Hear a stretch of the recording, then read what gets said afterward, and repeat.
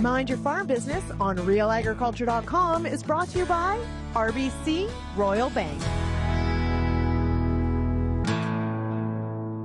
Welcome to another episode of the Mind Your Farm Business podcast brought to you by RBC Royal Bank. I'm your host, Shaun Haney of RealAgriculture.com and host of Real Ag Radio on Rural Radio 147, Sirius XM. You know, running a successful farm today requires more than just good agronomics and, a strong back. It demands strategic thinking, adaptability, and a deep understanding of business fundamentals. But what separates a good producer from a top producer? What are the key attitudes and aptitudes that help farm leaders navigate uncertainty, embrace change, and drive long-term success? To answer these questions, I'm joined by Margy Eckelkamp, editor of Top Producer. It's a farm journal brand dedicated to helping farmers elevate their business game. We'll talk about the evolution of top producers, how they approach challenges, and what's the best farm CEOs do differently from the rest. If you're looking for insights into what it takes to truly excel in today's agricultural economy, this episode of the Mind Your Farm Business podcast is for you. Let's get started.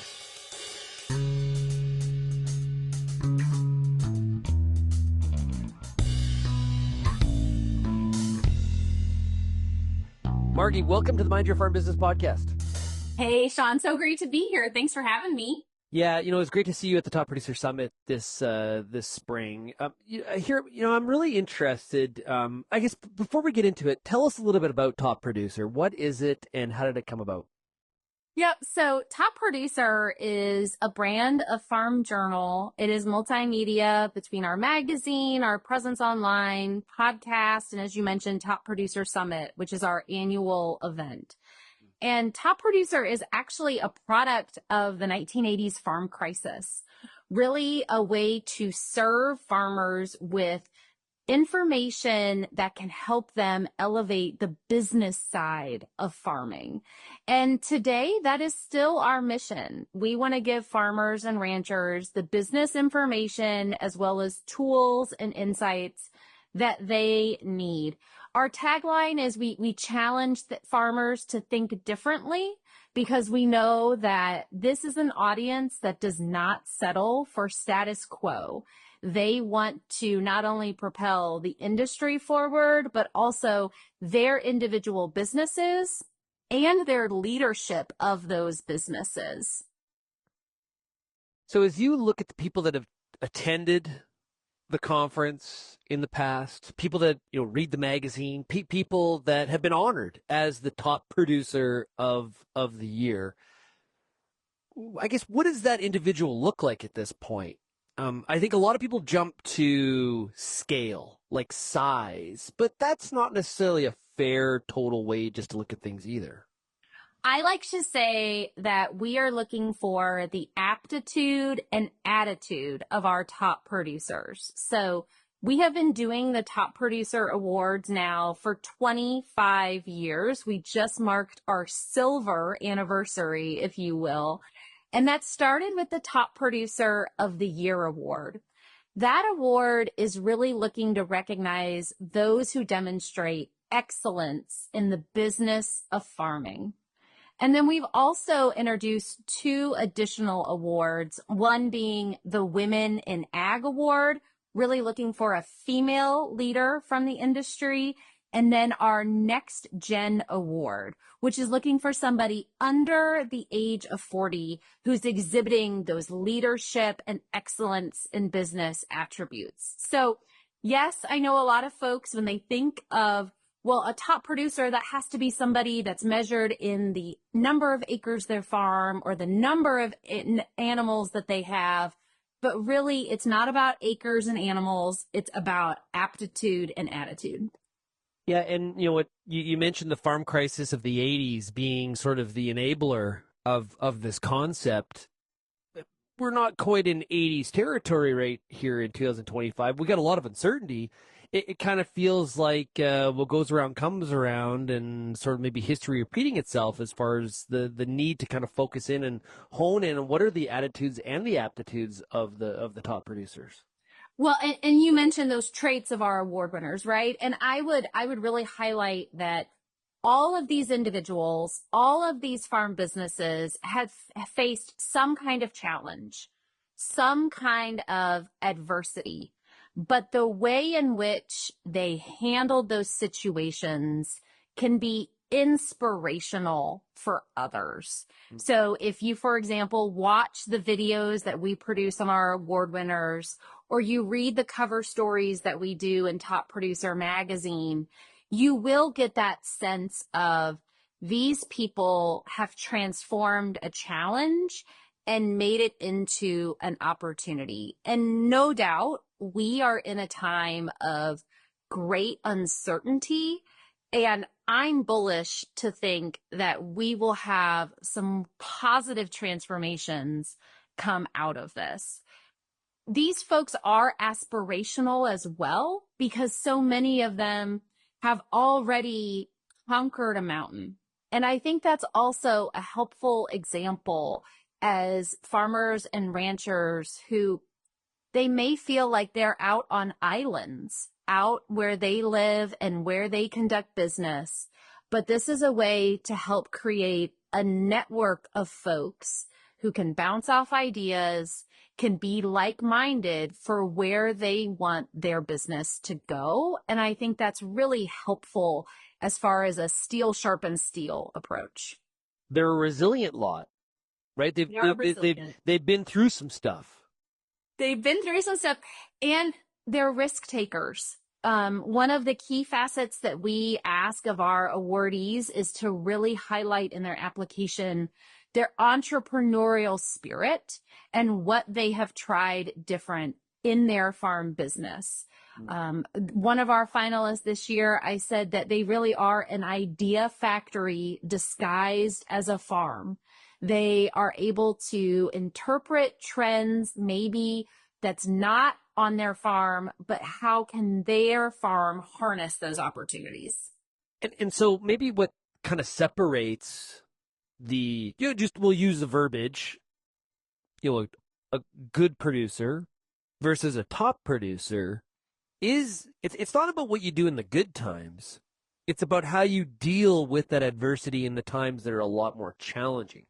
For the cropping sector, it's kind of right now, right? For the beef sector, it was before now. It was the prior 10 years on the ranch.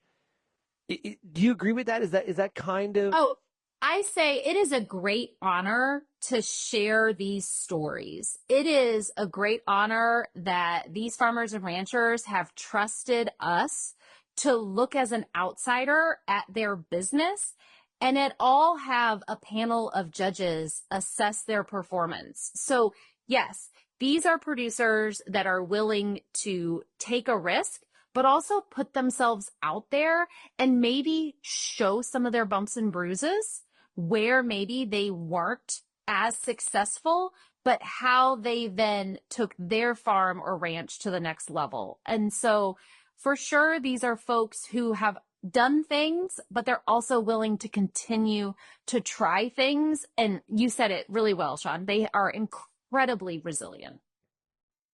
And their attitude, because they are trying new stuff, trying to find ways to improve on what they're currently doing, or maybe they're diversifying the farm in new, or maybe it's a different way of doing business and some of their partnerships and relationships.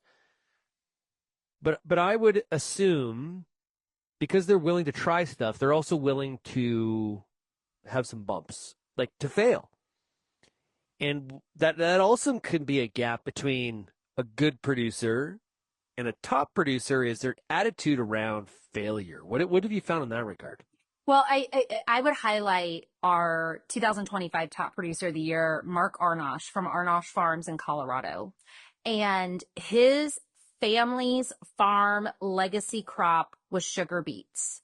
And they did financial analysis of their production and the sugar beet opportunity for them in their geography, and it wasn't there anymore. So how do you pull the rug out from what might be your family's perceived as your family's farming legacy and what brought your family to the United States to farm, and say, we're going to make a right-hand turn and we're going to do something different?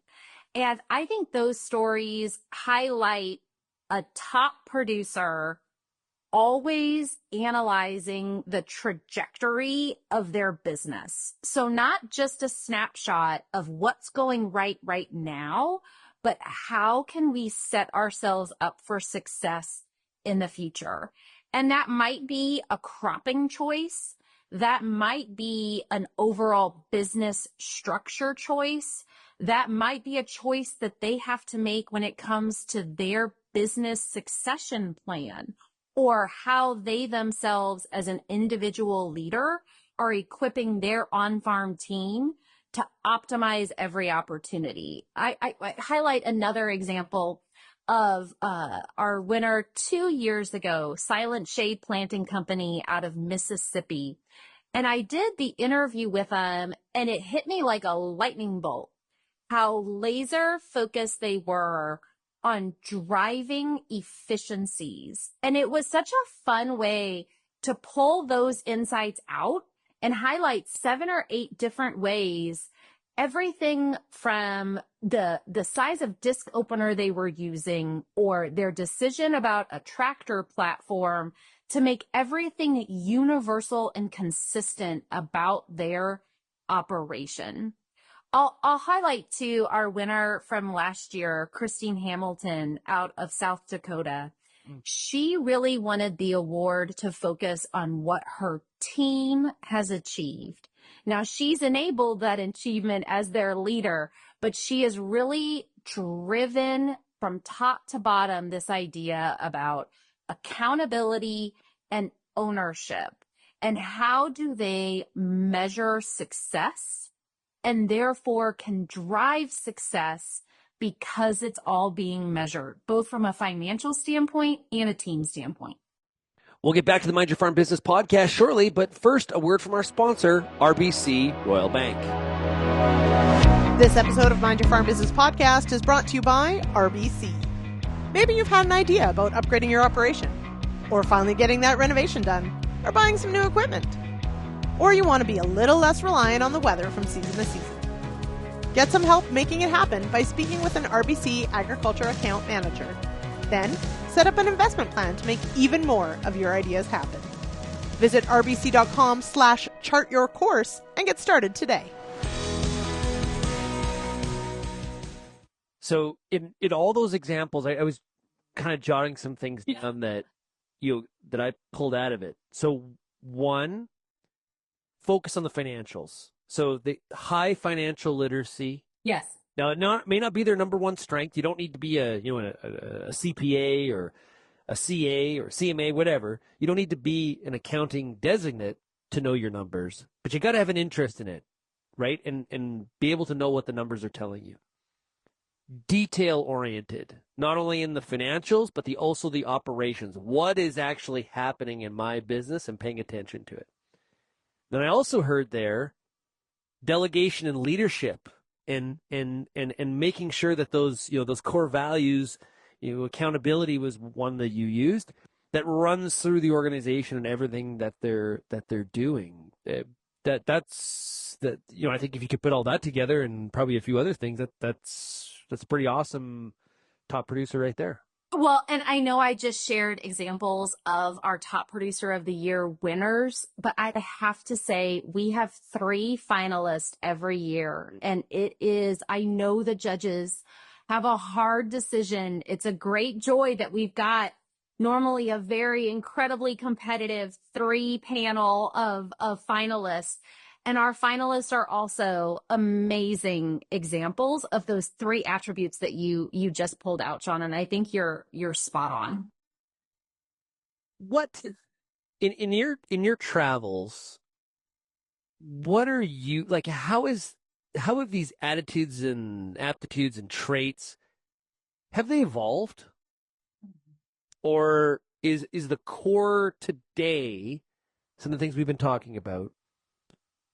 Would those also ring true going back to late 1980s? Technology has changed for sure. Yes. But what about the characteristics?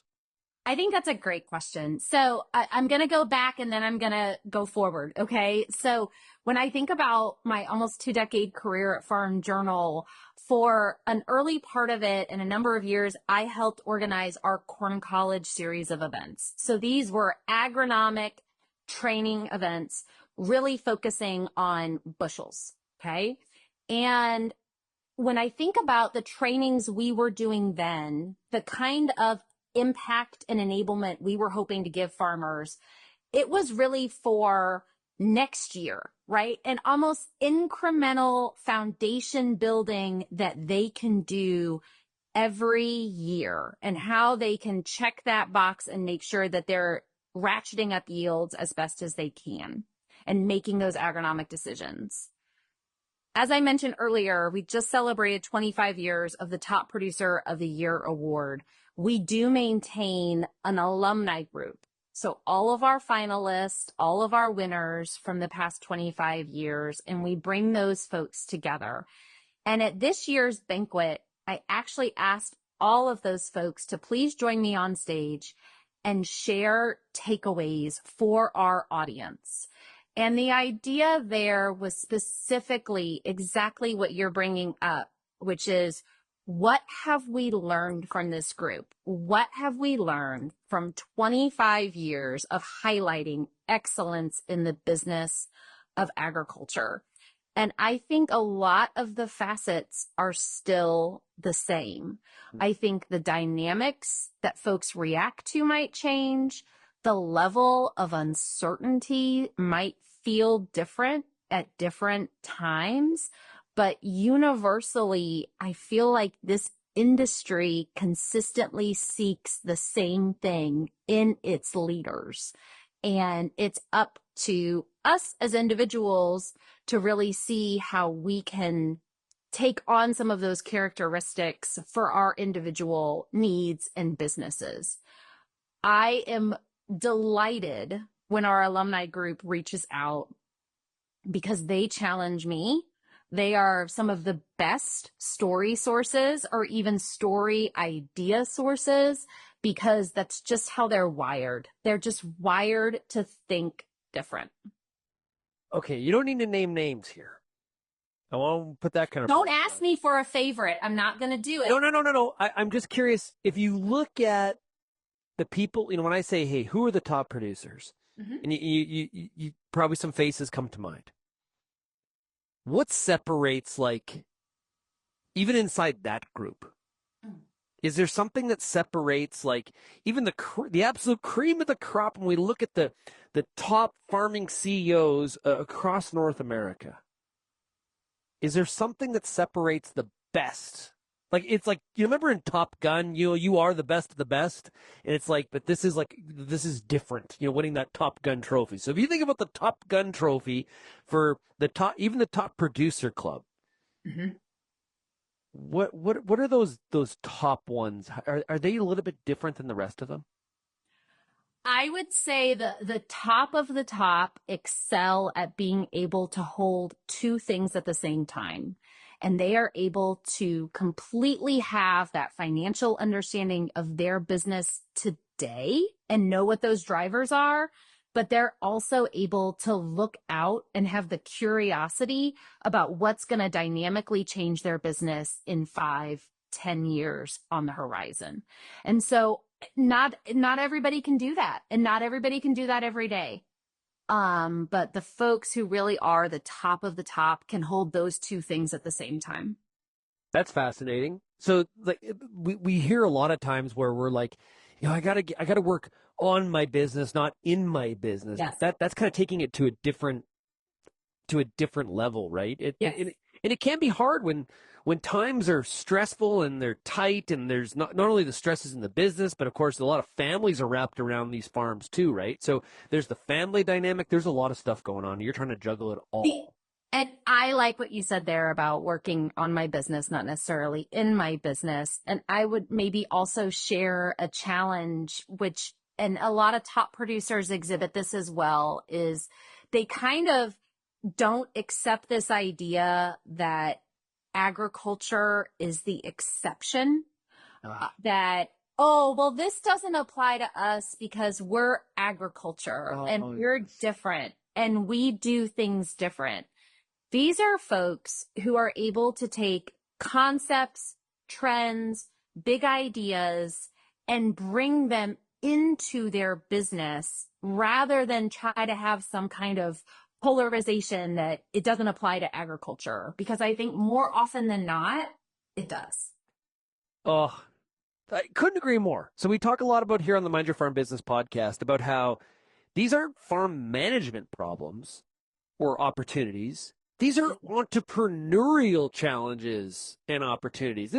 Whether you are running a corn and soybean farm in Missouri or a canola wheat operation in Saskatchewan, your challenges and things that are going through your head as a business owner, no different than the guy running the local hardware store or somebody that has 3 Tim Hortons or coffee shops somewhere in Canada, the U.S. Those are entrepreneurial issues, and the more we understand that, boy, our network and our the access to solutions and resources just becomes so much greater.